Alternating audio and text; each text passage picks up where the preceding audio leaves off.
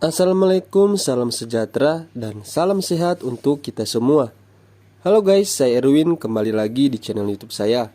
Pada video kali ini, saya akan memberikan update informasi terkait bantuan-bantuan dari pemerintah yang akan cair pada bulan April ini. Bahwasannya, seperti yang telah kita ketahui bersama, bahwa sekarang harga minyak goreng menjadi sangat mahal. Dan tidak itu saja, terjadi kelangkaan di berbagai daerah, dan pemerintah memberikan solusi serta kebijakan bagi masyarakat yang terkena dampak, apalagi sekarang masih dalam pandemi COVID-19. Jadi pemerintah masih akan memberikan bantuan-bantuan kepada masyarakat dan pekerja yang terkena pandemi ini. Jadi buat kalian yang bertanya-tanya, sebenarnya kapan bantuan ini akan dicairkan? Sampai saat ini berdasarkan keterangan resmi dari Bapak Menteri Ekonomi Airlangga Hartarto bahwa tinggal menunggu saja dan akan direalisasikan secepatnya.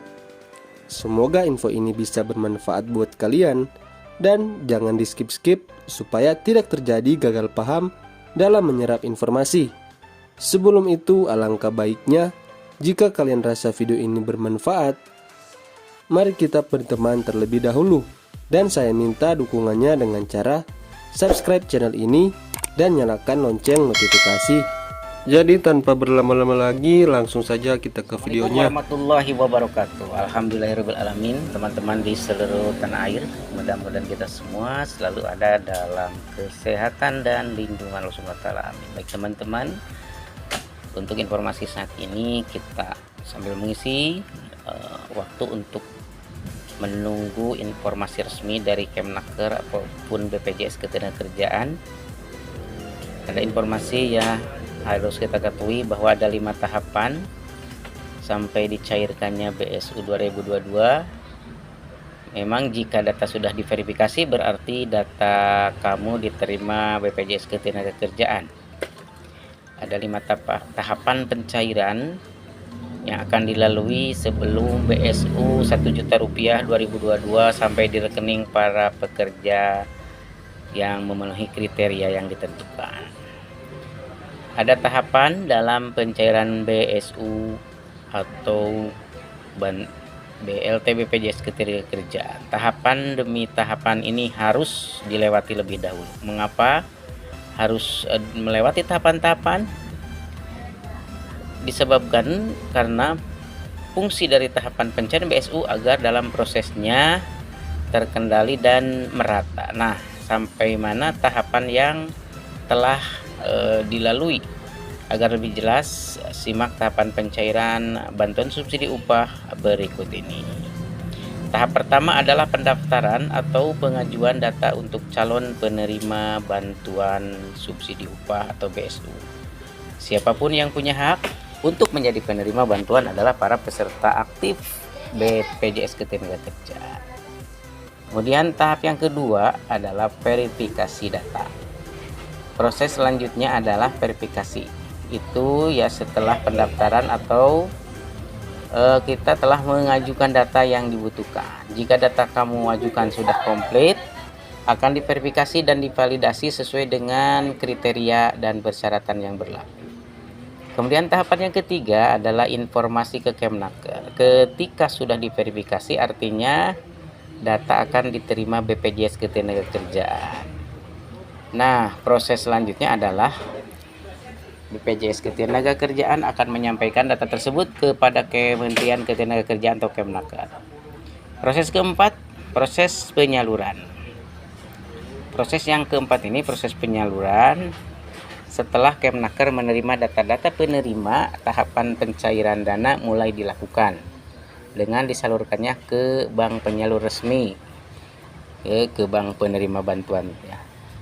Kemudian tahap yang kelima adalah pencairan dana. Tahap terakhir ini adalah yang kita suka ya, yakni tahap pencairan dana. Jadi sudah ada informasi, nanti para penerima bantuan bisa mengambil di masing-masing bank penyalur ataupun masuk ke rekening himbara para teman-teman pekerja sekalian.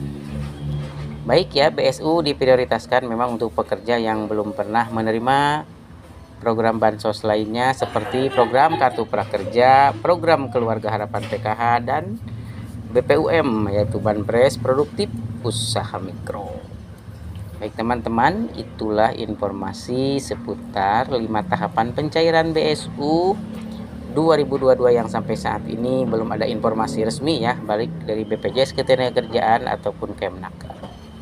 Mudah-mudahan pihak BPJS Ketenagakerjaan selalu update perkembangan terkini. Demikian juga pihak Kemnaker harus selalu info ya, update agar para pekerja atau buruh ada informasi yang bisa dipercaya atau yang bisa dipegang sehingga tidak berharap-harap cemas.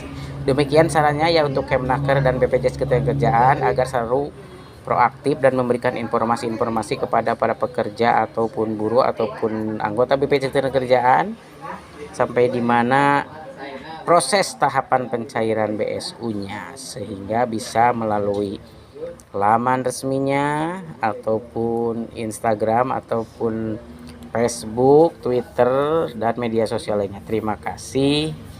Mudah-mudahan bisa diperhatikan ya. Demikian informasi hari ini. Terima kasih sudah menyimak sampai tuntas. Assalamualaikum warahmatullahi wabarakatuh. Meskipun begitu, kita mesti harus berhati-hati dalam mengelola berbagai risiko yang muncul, seperti potensi kembali bangkitnya pandemi COVID-19 dengan varian baru, dampak perubahan iklim dan kondisi geopolitik seperti situasi perang antara Rusia dan Ukraina, yang semua itu kita rasakan pengaruhnya dalam proses pemulihan perekonomian nasional kita. Melihat kondisi itu yang masih belum sepenuhnya pulih dan belum stabil, pemerintah sekali lagi terus mengupayakan berbagai program yang bertujuan untuk meringankan beban dunia usaha dan pekerja yang terdampak. Sebagai bentuk kepedulian, sekali lagi pemerintah akan terus memberikan bantuan subsidi upah pada tahun 2022 ini.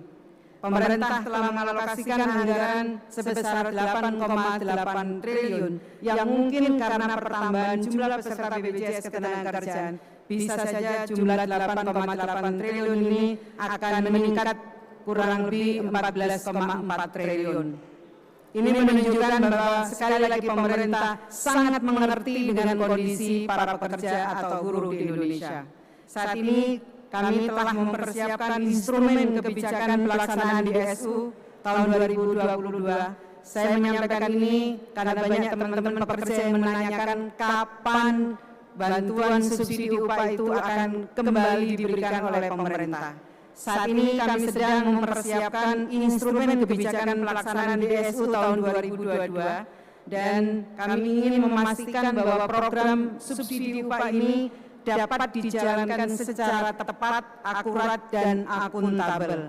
3 hal itu yang harus kami jaga sehingga kami membutuhkan waktu untuk menyiapkan seluruh instrumen agar program BSU ini akan tepat sasaran.